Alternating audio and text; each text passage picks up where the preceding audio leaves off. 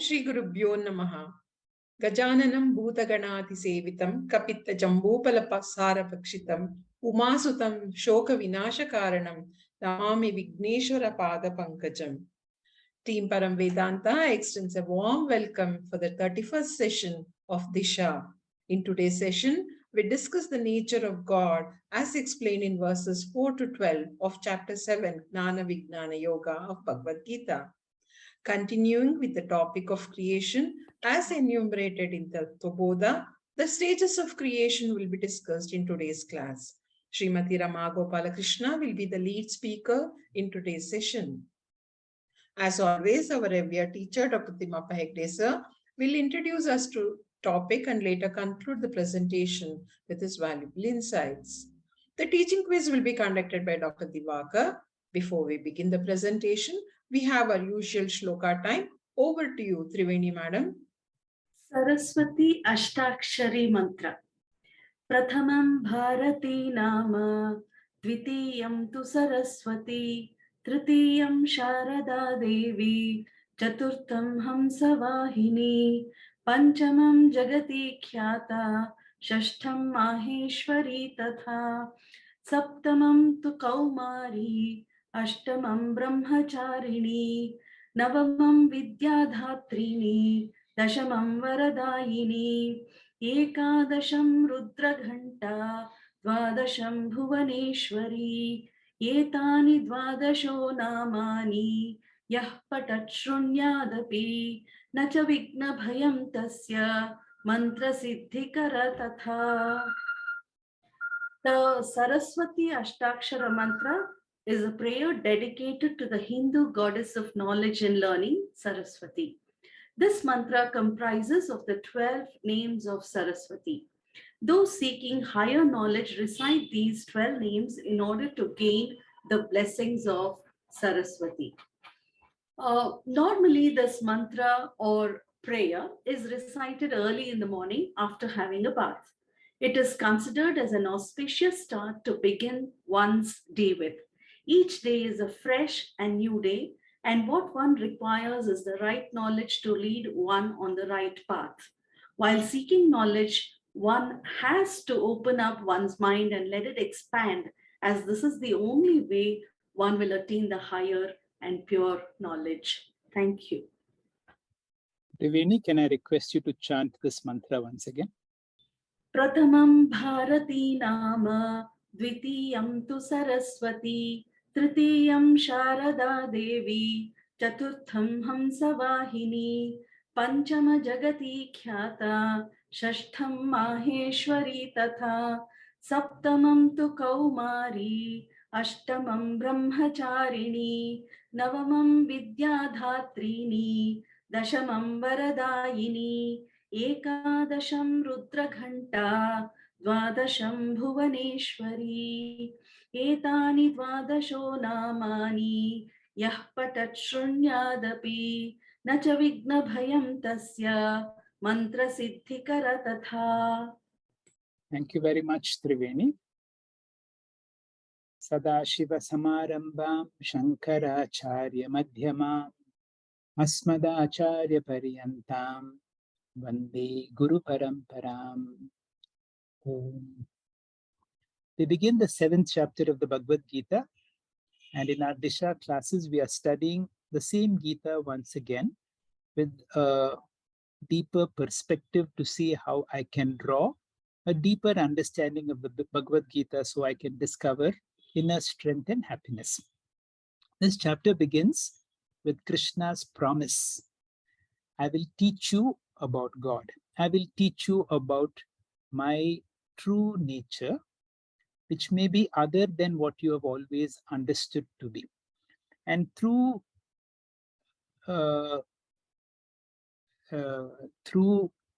the essence of the Upanishads, Krishna brings in an understanding of his higher nature, which is also called parā, prakṛti or Brahman, and the lower nature, which we can experience as matter. Both these together, the parā prakṛti and the aparā prakṛti, together form the universe. That means if I look at the world around, I should be able to see the Sri Krishna in the lower form, I should be able to see Sri Krishna in the higher form. So as we understand these words of the Gita, our sensitivity to be able to discover God in the form of godliness, in the form of matter, and in the form of consciousness principle. In this chapter itself, you will have a Mahavakya. A Mahavakya is a statement which equates the Jiva, our individual, with Bhagavan, which means when you understand the nature of God, we understand our true nature also. The Bhagavad Gita is the essence of all Upanishads. In fact, we have this from the Dhyana Shloka, Sarvopanishado Gavu Dogda Gopala Nandana Partho Vatsa Sudhir Bhokta Dugdam Gitamritam Mahat. The Bhagavad Gita is the essence of all the Upanishads, presented in a very musical form and in an easily digestible version. And that is why the study of the Bhagavad Gita itself is enough to help us to get Parama Purushartham. Now, what is a Mahavakya? A Mahavakya is any statement that reveals the essential oneness of the individual, that is each one of us, with that of Paramatma. As I said, verse 5 that we are going to study today is a Mahavakya. And the more we study such verses, and there are certain standard Mahavakyas. The Gita, as well as the Upanishads, have got many Mahavakyas. But when you say Mahavakyas, they refer to the 4 standard Mahavakyas. The 4 Mahavakyas that we need to know are Prajnanam Brahma. That means consciousness in me is the same as the Lord, as the higher nature of parā prakṛti. Aham Brahmasmi. This is the declaration when the student understands the Mahavakyas.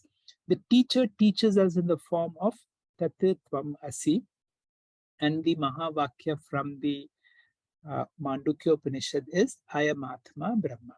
The order that has been given is Prajnanam Brahma is from the Rig Veda. The Upanishad there is Aitariya Upanishad. Aham Brahmasmi comes from Shukla Yajurveda, the Upanishad being Brihadaranyaka Upanishad. Tattvamasi comes from the 8th chapter of Chandogya Upanishad from the Samaveda. And Ayamatma Brahma comes from the Mandukya Upanishad, 2nd verse, which is part of Atharva Veda. When Adi Shankara had to allot his 4 disciples, he allotted each of them to be in charge of primarily propagating one Veda. So Padmapada was allotted the Govardhana Pita in the east, and the Veda for Padmapada was the Rig Veda.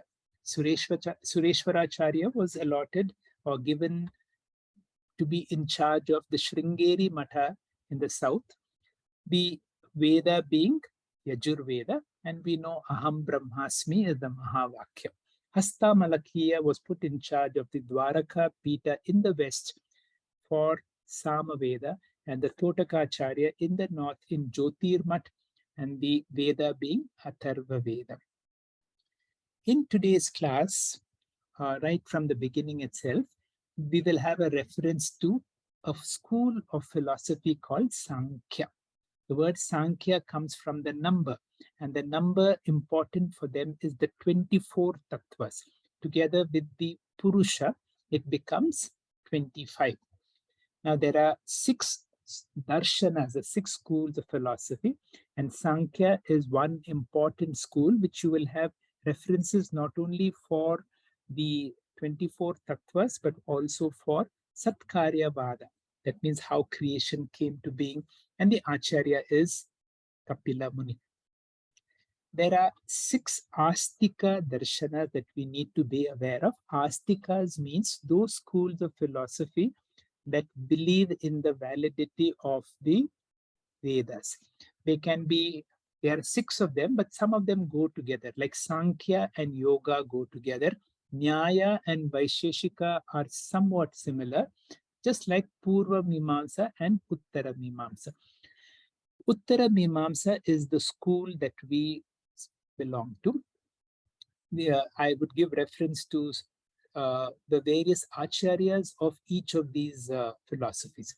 We've already discussed that Sankhya was given to us by Kapila Muni, Yoga by the famous Patanjali, Nyaya Vaisheshika, Nyaya by Gautama, Vaisheshika by Kanada Kashyapa, Uttara Mimamsa by Vyasacharya, and Vyasacharya's student propagated and popularized the Purva Mimamsa, and his name is Jaimani. With this background, let us listen to Ramaji as she will lead us in understanding of the DISHA class for today. Ramaji, please. Hari Om, Shri Gurubhyo Namaha. Vasudeva Sutam Devam Kamsa Chanuramardanam Devaki Paramanandam Krishnam Vande Jagat Gurum. Today I will try to explain the verses 4 to 12 from chapter 7 of Bhagavad Gita based on Tattva Bodha basically. Sri Krishna explains about his lower nature, aparā prakṛti, in the verse 4, parā prakṛti, his higher nature, in the verse 5. Their contributions in the creation of this universe in the verse 6, and their relationship using Sutramani Drishtanta in the verse 7. The world are like gems, or more, which are more attractive than the string which goes unnoticed. Similarly, parā prakṛti goes unrealized in the creation. In the following verses, that is from 8 to 12, 5 verses, he teaches Arjuna how to identify him in various objects. He is the subtle essence in them, the essential thing in every object, which makes the object what it is. He selects various day-to-day examples as vibhutis of in the external world of objects and internal world of thoughts, and the three gunas in varying proportions weave every object in the creation. Saguna Ishvara Anubhava is the divinization of the world, and Nirguna Ishvara Anubhava is claiming that I am Nirguna Ishvara. This Saguna Nirguna Ishvara Anubhava Gnanam is the topic of the 6 chapters in the Madhyama Shatkam of Bhagavad Gita. Sri Krishna introduces the subject matter in the first 3 verses, dividing into Gnanam and Vignanam. The scriptures prescribe Gnanam as the first stage and Vignanam as the stage to follow, next stage to follow. Gnanam is referring to the lower nature as Saguna Ishvara knowledge, and Vignanam is referring to the higher knowledge as knowledge of the Nirguna Ishvara, after which nothing more remains to be known. He glorifies this as liberating knowledge, which gives fulfillment at emotional and intellectual levels. Lower knowledge or aparā prakṛti is matter with attributes. The higher nature or parā prakṛti is the consciousness, which is Nirguna Swarupa. Both of them are eternal and without a beginning. Ardhanarishvara Tattvam symbolically represents God as the combination of parā and aparā prakṛtis. Parā prakṛti will be too abstract for a beginner to conceive or worship. So Gnanam is the transition of perspective from Sagunam to Nirgunam. Sri Krishna explains to Arjuna what jivas are, what the universe is, what Ishvara is, and how these interact with each other. This is the most exceptional teachings in the verses to follow. The diversity in the universe is because of the presence of the consciousness only, which can be realized through Prakriti. Prakriti is also called Maya, the power of Ishvara. The consciousness in association with the total Prakriti or Maya is Ishvara or Saguna Brahman. Consciousness in association with the individual Prakriti is called Jiva. Ramakrishna Paramahamsa says that a tiny bit of poison in the mouth of a cobra is enough to kill its prey. Rather than harming the cobra, the poison becomes its power. Similarly, Maya does not harm Ishvara, but even a fraction of it can delude jivas in an endless samsara. Ishvara, using the power of Maya, creates this universe made of 5 elements, namely space, air, fire, water, and earth, in 2 stages, that is subtle and gross. The subtle vision, the subtle version of these elements combine to make the cosmic mind and life forces. The subtle elements combine and convert into gross elements. From the combination of these gross elements, a visible and tangible universe is emerged. Consciousness with individual ignorance is projected through each jiva. These jivas are immersed in samsara, and Ishvara through Gnanam helps jivas out of this samsara. This universe is created, sustained, and finally dissolved by God. This is the cosmology in short, as explained in Shastras. Sri Krishna narrates the evolution based on the Sankhya philosophy presented by Kapila Muni in the verses 4 to 12 of this chapter. There are a few minor differences between Sankhya creation and Vedantic creation, but Vedanta borrows Sankhya Srushti because ultimately everything will be negated.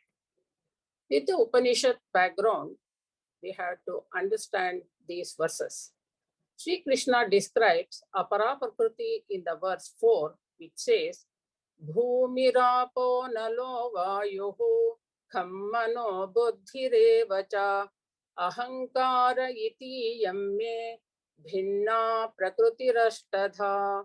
The translation: my nature is divided into 8-fold: earth, water, fire, air, space, the cosmic ego, the cosmic intelligence, intellect, and the unmanifested chit.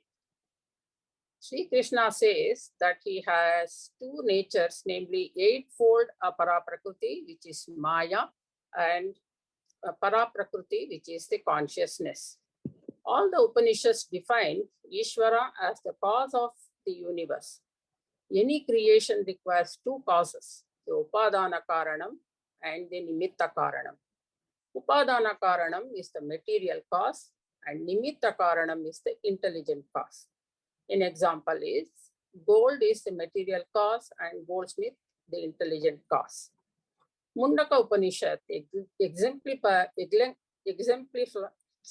Mundaka Upanishad exemplifies this through the spider which spins web with material from its own body. In this case, the spider is both karanams of the web and is called abhinna nimitta upadana karana. Similarly, God, a combination of parā and aparā prakṛti, is the abhinna nimitta karanam of this wonderful universe. This universe evolves gradually in 2 stages, like seed to plant stage is the intermediary stage, and plant to tree is the final stage of the creation. Throughout the whole process, the parā prakṛti remains unaffected. The lower nature of Ishvara is divided into 8, indicated as Ashtadha aparā prakṛti in the intermediary stage. In addition to Ashtadha prakṛti, there is parā prakṛti also. According to Tattva Bodha, the mind, body, and the entire visible creation is also a product of aparā prakṛti, and what we are experiencing now is the final product. Mula Prakriti is the cause of, Mula Prakriti or Maya is the cause of this entire creation of the universe, and Ahankara is the cause of the entire samsara in jivas. Sri Krishna enumerates the 8 intermediary products of aparā prakriti, the 5 elements, manaha, buddhi, and ahankara. Aparā prakriti is referred to as bhinna, meaning divided, ashtada, into 8 in this verse. The material aspect alone multiplies into ashtadha during evolution. These subtle elements evolve as gross pancha mahabhutas in the final stage. Thereafter, the Ashtadha Prakriti multiplies into manifold universe. Moving on to the next verse is the explanation of his higher nature, which says, Apareyamitastvanyam prakrutim vidhi me param jiva bhutam mahabaho yeyedam dharyate jagat. The translation, O Arjuna, this eightfold nature is my lower nature. And you should know that nature which is distinct from this lower nature in the form of jiva to be my higher nature, by which this universe is sustained. Sri Krishna defines parā prakrti, the chaitanyam or Brahman, as his higher nature. He says that Maya and Brahman together are the Jagat Karanam. So Jagat Karana Paramatma is Antaryami in every Jiva. Thus, Sri Krishna brings in Jivatma Paramatma Aikyam, the essence of that Mahavakya in this verse. The word Iyam indicates Ashtada Aparā Prakriti, the lower nature.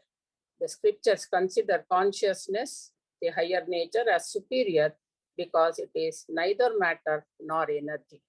Now he says the consciousness in all the sentient beings, including you, O Arjuna, is my parā prakriti.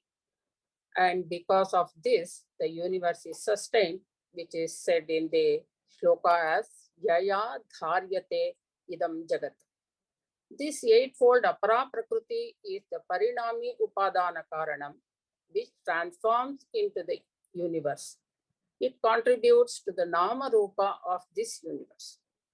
Sri Krishna says that he is playing the game of creation, preservation, and destruction of this universe.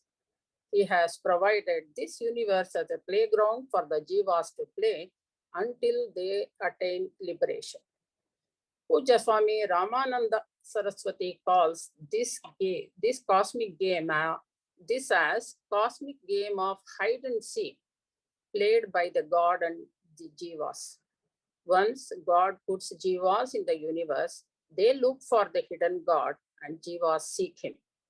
And when the universe ends, that is Mahapralaya, the non-liberated jivas are absorbed back into the parā prakriti, into the prakriti as the seed for the next generation. Then God alone remains.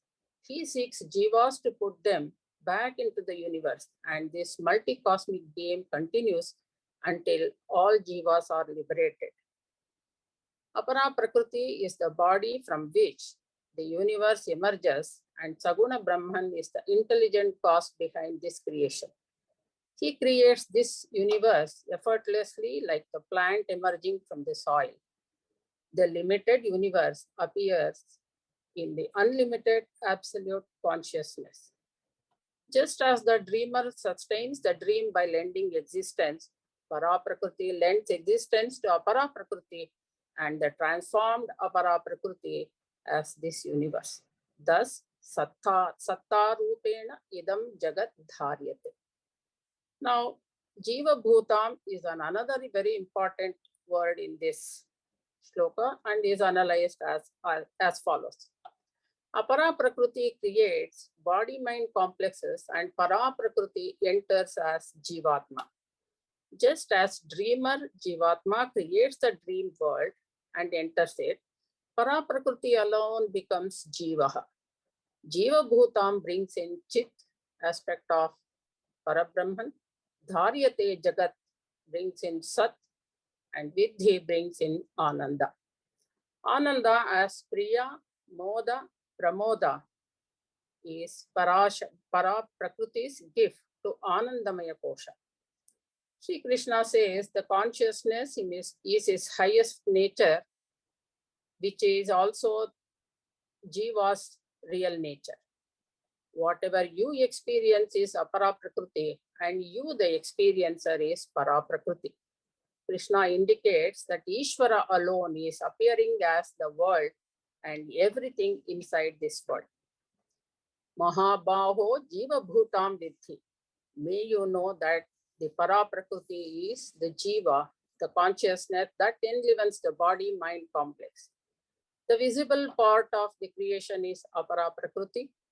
The invisible sustaining principle is called parā prakṛti. It is basically the essence of the Tattvamasi Mahavakya. Puja Swami Paramarthananda ji subtly extracts Mahavakya Vichara from this verse. Param Prakrutim is Tatpada Lakshartha Vachakam. Jiva Bhutam is Tvam Pada Lakshartha Vachakam.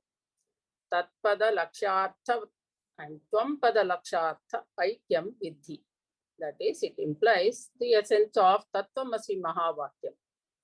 Adi Shankaracharya calls it as Kshetra Kshetragna Lakshanam, as mentioned in the verse 2 of chapter 13, that is Kshetragnam Chapi Mam Vidhi Sarva Kshetreshu Bharata. This indicates Sarvam Khalvidam Brahma.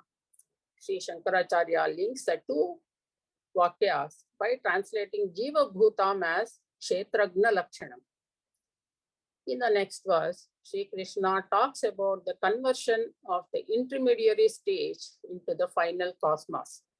And the verse says, Etad yonini bhutani sarvani tyupadharaya aham krutsnasya jagataha prabhavah pralayasthatha.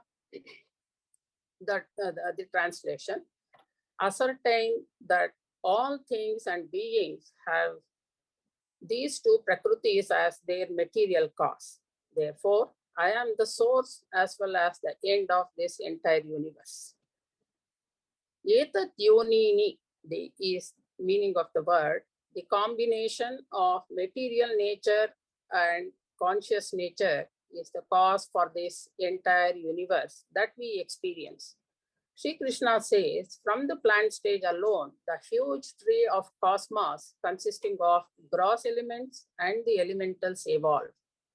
The elementals are formed by the combination of the subtle elements. And an example for the elemental is our own body, which is the combination of subtle and gross Pancha Mahabhutas. The element is called Bhutam and the elemental is called Bhautikam. So our body is an elemental and it is called Bhautikam. Krishna says, out of this intermediary stage, Bhuta Bhautika Prapancha evolved. So to indicate that, he says, Sarvani Bhutani, including all the things and beings that you experienced, including the microorganisms to the most evolved human being. Or Bhutani can also be both subtle and gross elements. Aham krutsnasya jagatah prabhavah pralayas tatha. I am the source of sustenance and the dissolution of this universe. The scriptures give the example of the projected dream world to illustrate this. Out of our mind, the vast dream world emerges with time, space, creatures, and events also. As long as we dream, the dream world exists. When we wake up, whole dream disappears into our mind, the place of its origin. I am the Srushti, Sthiti, and Layakarta of my own dream universe. Similarly, Saguna Brahman produces, sustains, and dissolves this physical universe. Everything that we experience has a cause. The cause of everything in this physical universe can be traced back to Saguna Brahman, similar to the dream which disappears into the place of its origin. The second Brahma Sutra says, Janmadhyasya yataha, that is, the world also originates, sustains, and disappears from the same place, the Brahman. Then the next verse is, Mattah parataram nanyata kinchidasti dhananjaya mayi sarvamidam protam sutre manigana iva. And the translation is, O Arjuna, there is no other cause at all apart from me. All this is strung in me like beads in a mala necklace. Every effect has got its own cause. Sri Krishna says, I am the parentless parent and the causeless cause of this creation. A product exist only because of the inherent material cause. Like all the ornaments, like in all the ornaments, gold exists. And all the ornaments exist because of the gold in them. Ornament is only a name. There is no reality other than gold. God being the cause and universe the product, the world is only a word. It is the central idea of the Shruti Vakya, Vacharambanam Vikaro Namadheyam, Vrittika Eva Satyam. That is the only one material is the only reality, parā prakṛti. Krishna says, as Antaryami, I am the inherent principle binding the whole universe together. The vision of Ishvara manifested as the universe is called Vishwarupa Darshanam. Here, Sri Krishna prepares our mind to receive Ishvara Darshanam as Vishwarupa Darshanam, which appears in the 11th chapter. We cannot appreciate Ishvara in its true nature in the initial stages of our spiritual journey. Therefore, the scriptures introduce Ishvara in 3 levels: as a person or a personal God, as the universe, and as the Nirguna Chaitanya. Ekarupa Ishvara Darshanam is seeing Saguna Brahman as the Ishvara in the form of our choice, whom we worship and love. That is Rama, Krishna, something like that. Aneka Rupa Ishvara Darshanam is seeing Ishvara as the universe and as a part of all the sentient beings. Seeing the universe as transcendent and immanent Ishvara. It is transcendent because it is beyond the universe, and immanent as Ishvara is the material of this universe. Sri Krishna is preparing Arjuna for Vishwarupa Ishvara Darshanam throughout the Bhagavad Gita. Seeing Ishvara as the ultimate reality or Nirguna Brahman is Arupa Ishvara Darshanam. Ishvara exists everywhere in the universe as the material cause, like the thread is woven in and through a piece of cloth. Sri Krishna illustrates this with an example of a mala in this verse. Visible beads and invisible sutram or thread together makes a mala. Similarly, the happenings in the whole universe and also in the Jivatma's Jiva Srushti is strung together because of the string called Ishvara. Therefore, he says, Mai sarvam idam protam sutre maniganaiva. Just as the thread is inherent in the entire mala, Bhagavan is inherent as Sarvantaryami in the creation. And in the verse 8 to 12, he guides us to look at everything as Ishvara or divinization of the world to understand his teaching. Sri Krishna gives several Karana-Karya examples to show that a product does not exist separate from its material cause. He communicates this idea through different examples listed in the verses 8 to 12. The unique features differentiate one thing from another and resulting in diversity experienced in the universe. Sri Shankaracharya says that Sri Krishna is the warp and weft of this cloth called entire creation. In the verse 8, he says, Rasoham apsu kaunteya. I am the taste in water. I am the Sukshma Jalam, the Karanam, in which the Sthula Jalam, the Karyam, is interwoven. All the other examples are to be grasped in this manner. Shashi Surya Yoho Prabhasmi. I am the radiance of light and heat in celestial bodies. I am the Pranava. Pranava means Onkaraha, which is considered to be the essence of all Vedas. Shabdaha Ke. I am Shabda Tattvam, the essence of space. Paurusham Rushu, humanity, the essential nature in every human being. I am the unique qualities like Shabda, Sparsha, Rupa, Rasa, and Gandha in subtle elements which is experienced in gross elements.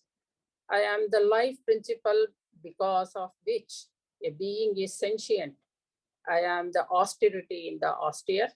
And in these verses, we see Krishna as the essential nature of this universe and Panchamahabhutas. In the verse 10, it says, Bijam mam sarva bhutanam vidhi partha sanatanam buddhir buddhimatam asmi tejas tejasvina maham. The translation says, O Arjuna, know me to be the eternal seed of all beings. I am the intellect of the intelligent and the boldness of the bold. I am the intelligence principle behind the intelligent and the valor in the valorous. Ishvara is the absolute cause of this universe. The adjective Sanatanam means beginningless or Anadi Karanam, which indicates that he is the causeless cause of this creation. And in the next verse, Balam Balavatam Chaham Kamaraga Vivarjitam Dharma Viruddho Bhuteshu Kamosmi Bharatarshabha.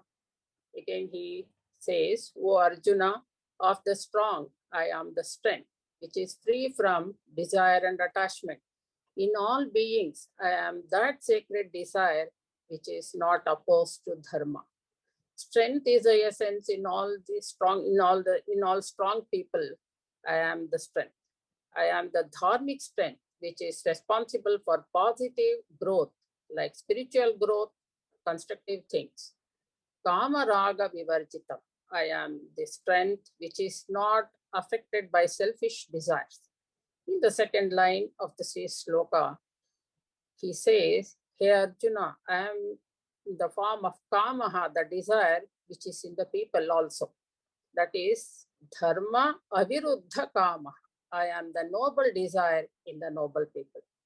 Moving on to the next verse, it says, Ye chaiva satvika bhavaha rajasastamasaschaye mattaye veti tan vidhi natvaham teshu te mayi. The translation, all the states of mind which are affected by sattva guna, rajoguna and tamoguna, know all of them to be born from me. I am independent on the gunas, but gunas are dependent on me. Krishna points out that not only the external world, but also the internal world of thoughts, bhavaha, he terms it in this shloka, is a product of aparā prakṛti. The consciousness part of the mind belongs to aparā prakṛti, and the changing thoughts belong to aparā prakṛti. Aparā prakṛti endowed with sattva, rajas and tamo gunas. Sattva standing for knowledge faculty, rajas standing for dynamism, and tamas standing for dullness or delusion. Matta yeveti tan vidhi. All these mental states are also born out of my aparā prakṛti alone. Sri Shankaracharya says, Ishvara, by lending existence to this universe, is the general cause of all thoughts and this universe. And buddhi with free will becomes the specific cause of the type of thoughts that is generated. Sri Krishna says, Natu aham teshu te mayi. This entire creation, being my product, depends on me for its existence. Aparā prakṛti has independent existence and it is satyam. The world has no existence of its own, and it depends on Ishvara for its existence. So the world is mithya, like our dream. Thus, Sri Krishna explains the interactions between Jiva, Jagat and Ishvara and brings out the essence of the Vedantic statement, Brahma Satyam Jagat Mithya, Jivo Brahmaiva na paraha, in these verses. Hari Om. Thank you. Shri Gurubhyo Namah. Thank you very much, madam, for a very nice sharing of explanation of these verses from 4 to 12 of the most wonderful 7th chapter of the Bhagavad Gita through your own understanding based on the teachings of Swamiji. I hope you've been able to catch the last part of it, where Shri Krishna seems to make a seeming contradiction They are all in me, but I am not in them. Okay, this forces us to understand. See, the whole world is in me, but I am not in it. Just like, the whole dream is in me, but I am not in the dream, because the dream is of a lower order of reality. When we understand these two as orders of reality, then these verses become very clear. Now, let us re-look into the same thing. Remember how Sri Krishna begins this chapter. Without a question from Arjuna, Sri Krishna on his own says, "O Arjuna, I am going to reveal to you my true nature." This is other than what we normally see God in our prayer rooms and see God in the temples. Krishna wants us to see God in the universe. He wants us to be so sensitive that anything and everything that you see around is the manifest form of Sri Krishna and the one who is observing all this. That is why we have a fundamental principle in Vedanta, that I am other than whatever I see and experience, because I am the experiencer Atma, which is someone other than the body.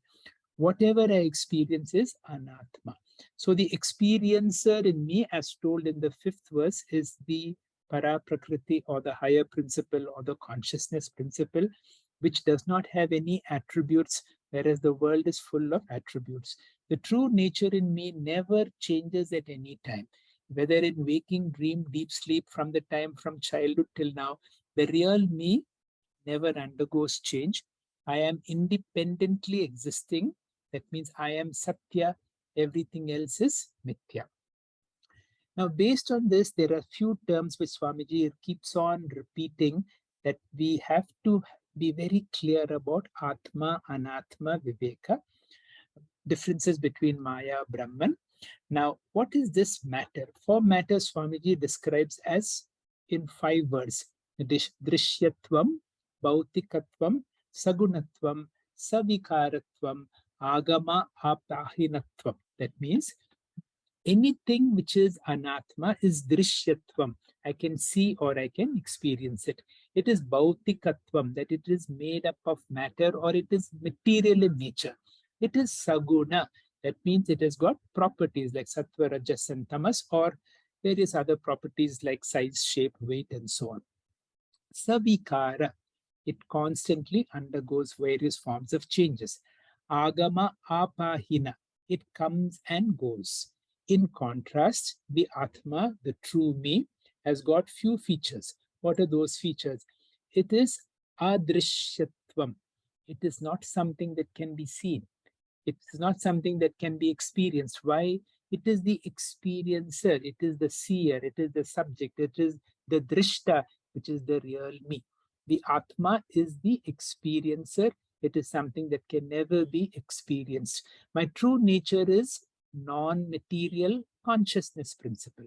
My true nature is nirguna. That means in reality, the Atma does not have any gunas, no properties. It does not undergo any change. The term for them is called nirvikara, and it is nitya or eternal.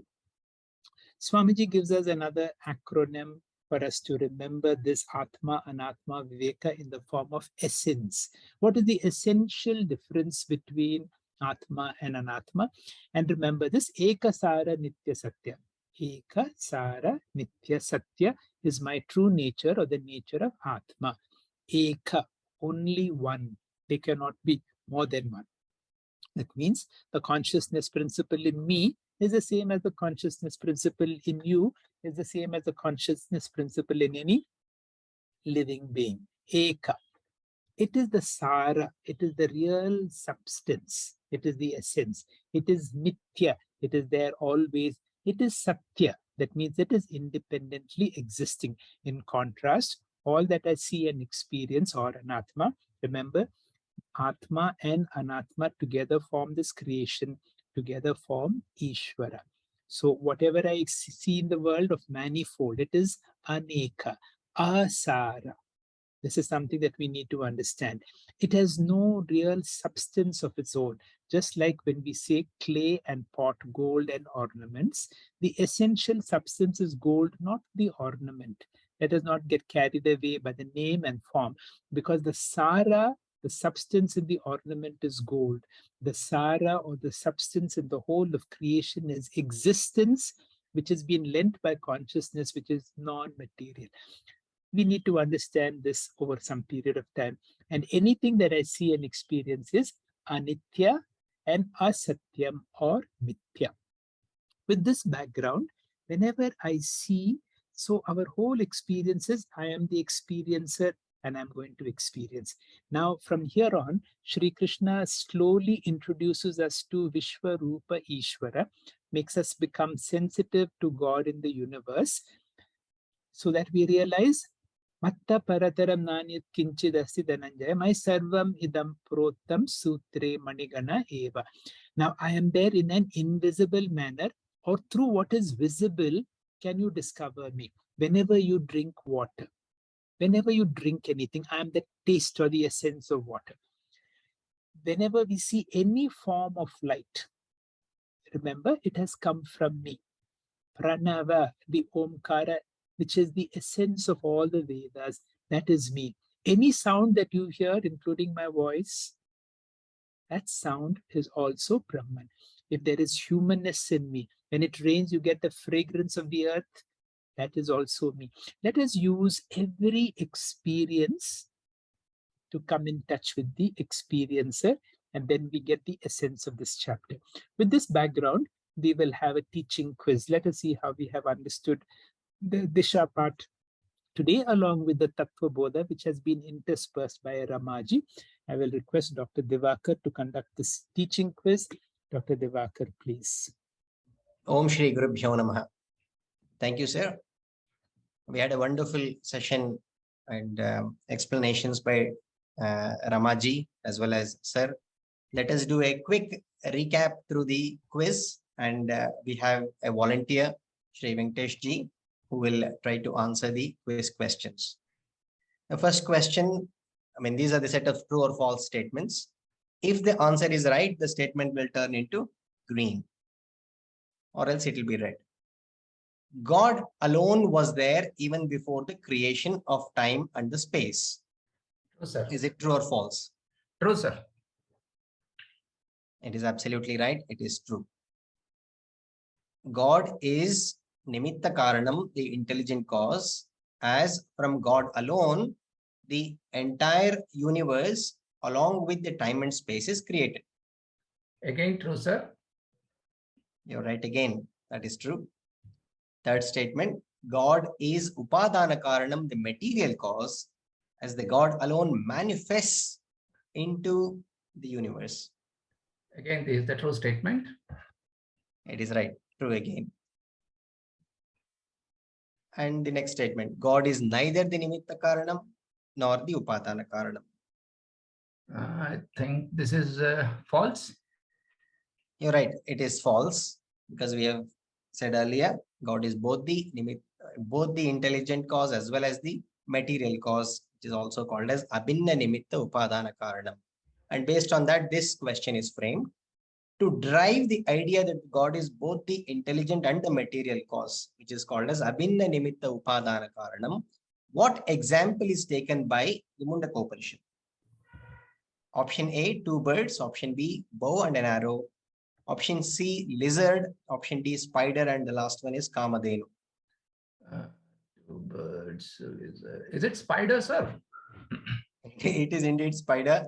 The clue is there in the shloka, which is there, above. Athorna Nabhi. Urna Nabhi is the spider. So spider creates its own web. It's also the designer. It produces the web as well as it creates the web. And it resolves back into the spider. And this is a beautiful example taken by the Mundaka Upanishad. The next question.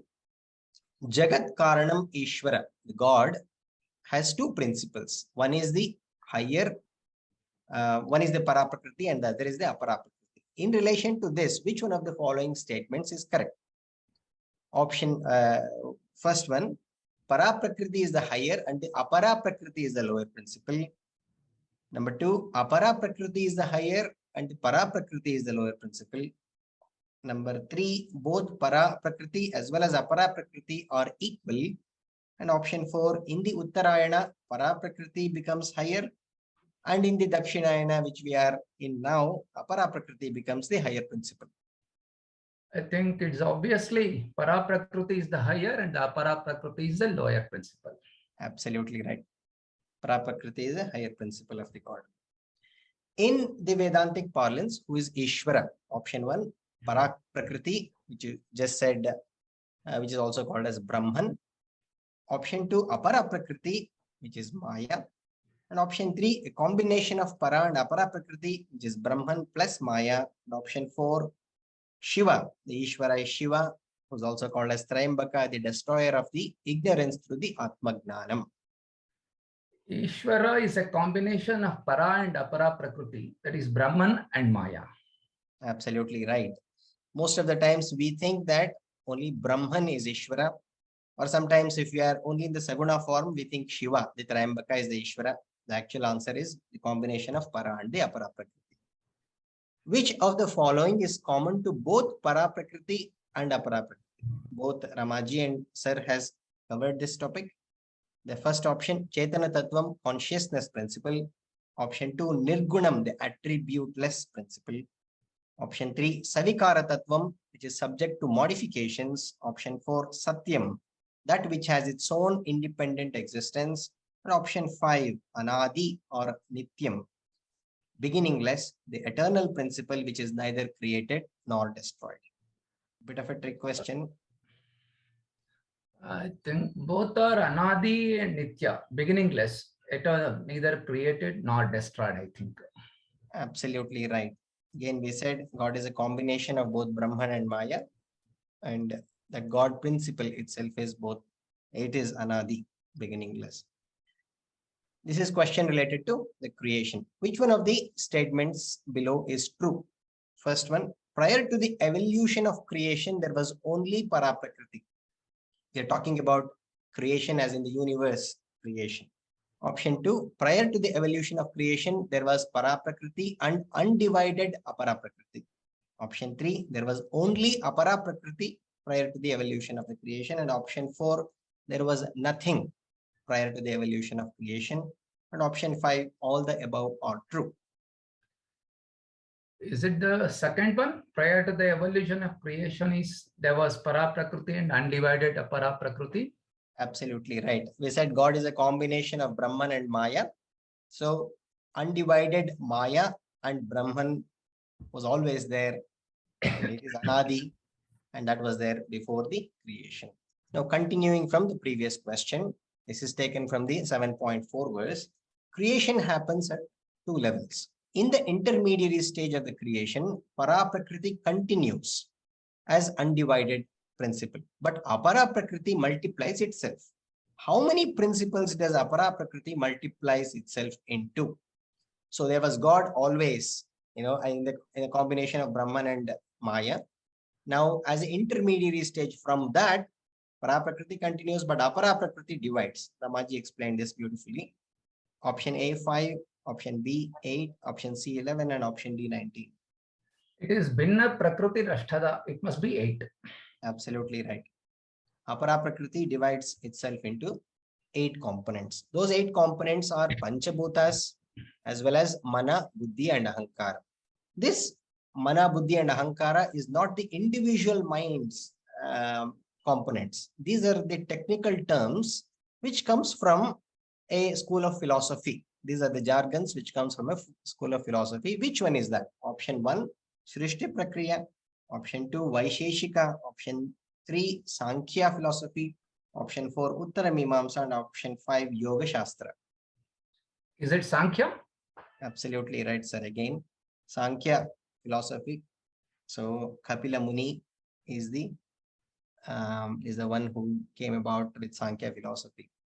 Now, this is again Satkaryavada, which comes from Sankhya philosophy. What does Satkaryavada means? Option 1, pure existence, Sat, is manifesting into the universe through Kriya Shakti. Option 2, the cause Karanam is not dependent on effect, the Karyam, but Karyam is dependent on Karanam. Option 3, every effect which is Karyam that we see was present in its dormant form in the Karanam, which is the cause. And option 4, creation of the universe is beyond the cause and effect. It is every effect we see was present in the dormant form in its cause, Karanam. Absolutely right. Just like how a tree is present in its dormant form in the seed, every effect that we see was present in the in its cause, and that's called as Satkaryavada. Now this question is from 7.5. This is a Mahavakya shloka. Which part of this verse reveals the oneness of the Jivatma and Paramatma? Here the shloka says, Anyam prakrutim vidhi me param. And the answer you are looking is Edam dharyate jagat. It sustains the world. Yeah, Dharyate Jagat is sustaining the world, but the Jivatma Paramatma Aikya Vichara is brought about by giving the Jiva. We have the Me Param, which is the higher nature, and Krishna is saying, who is the representative of the higher Parā Prakriti, is saying that Me Param is same as the Jiva Bhutam. So that is the Aikya Vichara. This Parā Prakriti itself is Dharyate Jagat. That Parā Prakriti is which sustains the whole of the universe. And that's a beautiful Mahavakya shloka. Next one is 7.6. This verse talks about the final stage of the manifestation. We had the intermediary stage, which we saw earlier. Manifestation of the gross forms of the 5 elements, and then the entire cosmos, which comes from this gross forms of the 5 elements. This cosmos is called as elementals. And what is the Sanskrit name given for elementals? Option 1, Jagat. Option 2, Sthula Prapancha. Option 3, Bhautikam. And option 4, Vyakta Prapancha. Rama madam used both the terms, elementals, Bhautikam, I think. Absolutely right. What comes out of the Panchabhutas is Bhautikam. Our body is Bhautikam. Everything that we see as a manifestation which comes from the Bhutas, Panchabhutas, is Bhautikam. And then the important 7.7 verse, Ishvara is the absolute cause, meaning there is no cause for this ultimate God. What word in this verse reveals this? Mata parataram na anyat. Absolutely right. Parataram na anyat. Causeless cause, parentless parent. Okay, the same verse, Brahman is the Sarvantaryami, who is the very sustainer of the entire universe. Brahman, as we know, is both transcendental and immanent principle. What example is given to explain the immanent nature of the God? That is Sutre Manigada, the invisible thread which is tying the beads, I think. Absolutely right. Nothing more to add. We'll move on to the next set of verses which talks about the Vibhuti, the glories of the God. Here, the very essential nature of every matter is the God principle, the godliness. So I will be giving the list of the matter or the substance, and you will have to, Venkatesh sir, tell me what is the godliness in each of them based on these verses. Okay. In water, it is taste. Absolutely right. Rasaha. Okay. In the Apsu, it is Rasaha, which is the taste. In sun and moon, Prakasham, radiance. Absolutely right. In amongst the Vedas, it is Pranava. Pranava, the ideal name, Omkara. Space is Shabda, that is sound. Very subtle aspect. Man is manliness. No. Yeah, it is indeed. So manliness and humanness. Man doesn't mean only the male gender, it's the human beings. The earth is Gandha, the English fragrance. Yes, right. Fire is heat. You're right. All beings. Life. Absolutely right. The very life principle is the Parā Prakriti. It is austerity. Absolutely right. The tapas. Intelligent beings. Intelligence. Every adjective of a noun belongs to the God. Bold. Boldness. It is easy. Okay, this is continuing again of the strong. It is the strength for a constructive purpose, I can say. Absolutely right. Again, the strength should not be used for destructive purpose. So, and of the desires. Desire that is permitted by dharma, that is dharmic desires. Absolutely right. So it is the dharmic noble desires in the noble people. And this is the last question in the verse 7.12. What aspect of the jiva is highlighted? Is it Annamaya Kosha or Pranamaya Kosha, or is it Jnanendriyani or Karmendriyani or Antahkarana? I think it is Antahkarana. Absolutely right. This is talking about 3 gunas. So bhava means Antahkarana Parinama, that which all the gunas belong to the mind itself. So this is talking about the Antahkarana. Thank you very much, Venkatesh sir, and all of you for taking part. Thank you, sir. Hari Om. Thank you, Dr. Divakar and team, for putting together a very interesting quiz. Our profound thanks to Dr. Timmappa Hegde sir for his constant guidance in helping us understand our scriptures with so much clarity. Our gratitude to Rama Madam for enriching our understanding by sharing her rich Vedantic knowledge. Special thanks are due to Triveni for the shloka along with its meaning. Team Param Vedanta, thanks each one of you for your keen participation, which makes us look forward to these sessions. Our next session on Friday, the 21st October, will be a special session, continuation of Mundaka Upanishad verses. We conclude today's session with our usual prayer. Om Purnamada Purnamidam Purnat Purnamudachyate Purnasya Purnamadaya Purnamevavashishyate. Om Shanti Shanti Shanti. Harihi Om.